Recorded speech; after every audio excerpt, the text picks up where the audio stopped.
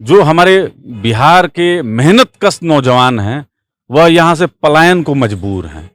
अब पलायन को इसलिए मजबूर हैं कि परिवार को पालना है और बिहार में रोजगार नहीं है, और रोजगार सृजन करने का कोई इच्छा शक्ति भी राज्य सरकार को नहीं है।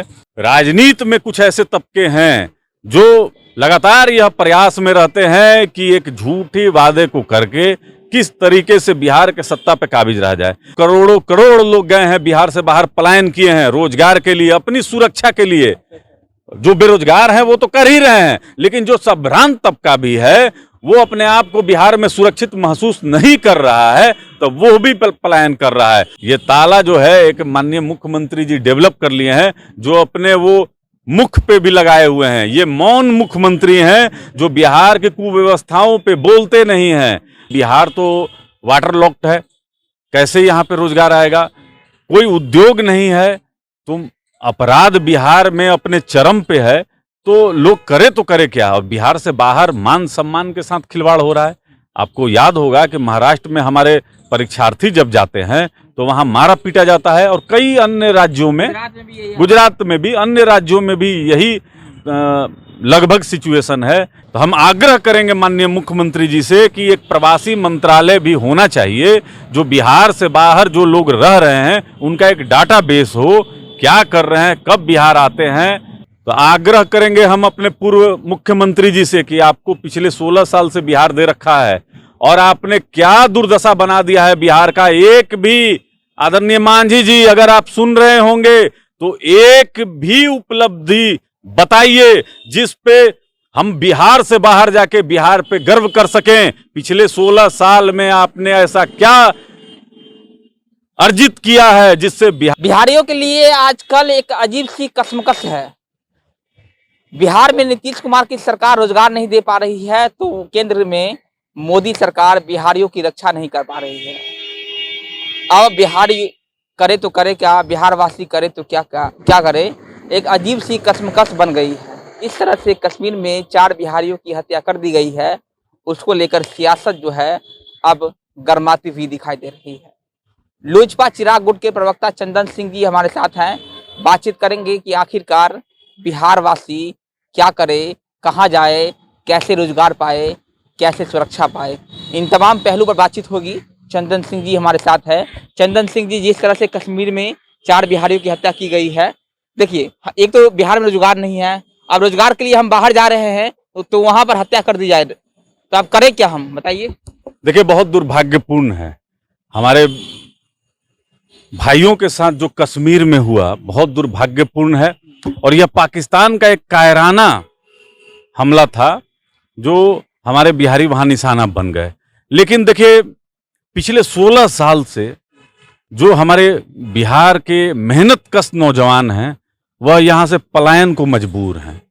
अब पलायन को इसलिए मजबूर हैं कि परिवार को पालना है और बिहार में रोजगार नहीं है, और रोजगार सृजन करने का कोई इच्छा शक्ति भी राज्य सरकार को नहीं है। माननीय मुख्यमंत्री जी पिछले 16 साल से कोई रोजगार बिहार में उत्पन्न नहीं किए। अच्छा देखिए, साथ में ये भी है कि यहाँ के जो नौजवान हैं, जो पढ़ाई लिखाई में कुछ बनना चाहते हैं, कुछ करना चाहते हैं, उनके लिए भी माहौल नहीं है। वह अन्य राज्यों के शरण लेते हैं, कोटा हो गया, बेंगलोर हो गया, मुंबई हो गया, ये सब जगह पे जाते हैं। तो राज्य सरकार देखिए, रोजगार के ही नाम पर यह बिहार की सत्ता पर काबिज हुई थी। अगर आपको याद होगा तो पिछले ही साल 2020 के बिहार विधानसभा में 19 लाख रोजगार का इन्होंने वादा किया था, लेकिन ये रोजगार दे नहीं पा रहे हैं, और साथ में ये भी नहीं बता पा रहे हैं कि रोजगार नहीं होने पे ये कहते हैं कि बिहार तो वाटर लॉक्ड है, कैसे यहाँ पे रोजगार आएगा? कोई उद्योग नहीं है, तुम अपराध बिहार में अपने चरम पे है, तो लोग करे तो करे क्या? और बिहार से बाहर मान सम्मान के साथ खिलवाड़ हो रहा है। आपको याद होगा कि महाराष्ट्र में हमारे परीक्षार्थी जब जाते हैं तो वहां मारा पीटा जाता है, और कई अन्य राज्यों में, गुजरात में भी, अन्य राज्यों में भी यही लगभग सिचुएशन है। लेकिन माननीय मुख्यमंत्री जी से अगर आप कोई प्रश्न इस पर कर दीजिएगा तो कहेंगे कि अरे ये सब तो ऐसे ही बोलते रहता है, सबको कुछ पता नहीं होता है, ये है वो है। तो हम लोग तो बिहार की जनता से यह अपील करेंगे कि देखिए, ये बदलने की जरूरत है। पुराने ढर्रे पे जो लोग चल रहे हैं कि सिर्फ एक झूठे वादे को करके आप किसी भी तरीके से सत्ता का मलाई खाते रहिए और घोटाले पे घोटाला करते रहिए। आप नल जल योजना में जिस तरीके से मलाई लोग खा रहे हैं, तो ये सब बहुत सारी चीज हैं। हमारे लोक जनशक्ति पार्टी रामविलास के राष्ट्रीय अध्यक्ष आदरणीय चिराग पासवान जी ने प्रवासी मंत्रालय का जिक्र किया है अपने Bihar first Bihari first document में। तो हम आग्रह करेंगे माननीय मुख्यमंत्री जी से कि एक प्रवासी मंत्रालय भी होना चाहिए, जो बिहार से बाहर जो लोग रह रहे हैं उनका एक डाटाबेस हो, क्या कर रहे हैं, कब बिहार आते हैं, तो इस तरह का एक मंत्रालय होना चाहिए। जहां तक बात रहा, मैं आपके दूसरे प्रश्न पे आता हूं, जहां तक बात रहा कि बिहार के पूर्व मुख्यमंत्री जीतन राम मांझी जी ने कहा है कि हमें जम्मू कश्मीर दे दीजिए, हम वहां सुधार देंगे। तो आग्रह करेंगे हम अपने पूर्व मुख्यमंत्री जी से कि आपको पिछले 16 साल से बिहार दे रखा है और आपने क्या दुर्दशा बना दिया है बिहार का। एक भी, आदरणीय मांझी जी अगर आप सुन रहे होंगे तो एक भी उपलब्धि बताइए जिस पे हम बिहार से बाहर जाके बिहार पे गर्व कर सकें। पिछले 16 साल में आपने ऐसा क्या अर्जित किया है जिससे बिहार के लोग बिहार से बाहर गर्व कर सकें। यहां पर हत्या, लूट, बलात्कार, अपहरण, बैंक डकैती, इसके अलावा आपने क्या दिया है? सड़क पे हमारे अभ्यर्थी लाठी डंडे से पीटे जा रहे हैं, बहनों का यहां बलात्कार हो रहा है, आए दिन यहां पे एक हत्या का दौर जारी है, दलितों पे जिस तरीके से अत्याचार हो रहा है, तो आपने ऐसा क्या दिया है जिस पर हम लोग गर्व कर सकें? चलिए, लेकिन सबसे बड़ा सवाल ये चंदन सिंह जी कि आखिरकार कब तक युवाओं के नाम पर नेता जो है वो मलाई खाते रहेंगे?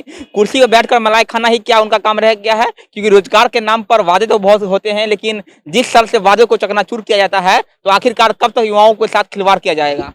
देखिए, राजनीति में कुछ ऐसे तबके हैं जो लगातार यह प्रयास में रहते हैं कि एक झूठे वादे को करके किस तरीके से बिहार के सत्ता पे काबिज रहा जाए। मैं आपके माध्यम से जनता जंक्शन के सारे दर्शकों से यह मांग करता हूं, अपील करता हूं कि राज्य सरकार को बिहार विधानसभा के पटल पे एक श्वेत पत्र लाना चाहिए और बताना चाहिए कि पिछले 16 साल में उन्होंने कितना रोजगार बिहार के नौजवानों को दिया है। लेकिन एक डाटा हम बता देते हैं, 2001 से लेकर 2011 तक, ये 10 साल का डाटा है कि 90 लाख बिहारियों ने पलायन किया है। तो ये सिर्फ 2011 तक का डाटा है, 2021 हो चल रहा है, तो समझ सकते हैं कितने करोड़ बिहारियों ने पलायन किया है बिहार से। लेकिन नेता जो है सिर्फ और सिर्फ कुर्सी पर बैठकर मलाई खा रहे हैं और युवाओं के नाम पर वो सिर्फ वोट को अर्जित कर रहे हैं। देखिए, ये डाटा आपका अधूरा है। करोड़ों करोड़ लोग गए हैं, मैं कह रहा हूं करोड़ों करोड़ लोग गए हैं बिहार से बाहर, पलायन किए हैं रोजगार के लिए, अपनी सुरक्षा के लिए। जो बेरोजगार हैं वो तो कर ही रहे हैं, लेकिन जो संभ्रांत तबका भी है वो अपने आप को बिहार में सुरक्षित महसूस नहीं कर रहा है, तो वो भी पलायन कर रहा है। मैं आपसे कहना चाहता हूं कि बड़ा दुर्भाग्य है हमारे बिहार का, हमारा बिहार का बहुत गौरवपूर्ण इतिहास रहा है, लेकिन अभी दुर्भाग्य ये है कि बिहार के माननीय मुख्यमंत्री जी अपने आंख का इलाज कराने के लिए बिहार से बाहर जाते हैं। अभी नीति आयोग का रिपोर्ट आया है, आपने पढ़ा होगा। नीति आयोग के अध्यक्ष हमारे माननीय प्रधानमंत्री होते हैं, तो 1 लाख की आबादी पे मात्र 6 बेड है। तो ये देखिए कितना दुर्भाग्य है, जब नदियों में लाशें तैर रही थी, ऑक्सीजन सिलेंडर नहीं मिल रहा था।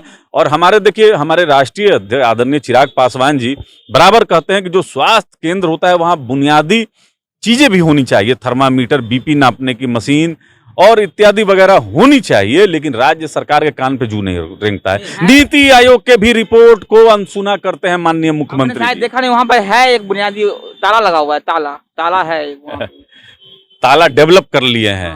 ये ताला जो है एक माननीय मुख्यमंत्री जी डेवलप कर लिए हैं, जो अपने वो मुख पे भी लगाए हुए हैं। ये मौन मुख्यमंत्री हैं जो बिहार की कुव्यवस्थाओं पे बोलते नहीं हैं।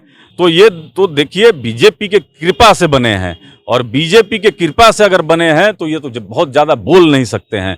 मैं ये कहता हूं कि आप जिस तरीके से जातीय जनगणना कराने के लिए आप दौड़ के डेलीगेशन लेकर गए माननीय प्रधानमंत्री जी के पास, अच्छी बात है। अभी हमारे 4 बिहारियों की हत्या हुई कश्मीर में, आप सर्वदलीय बैठक क्यों नहीं बुलाते हैं?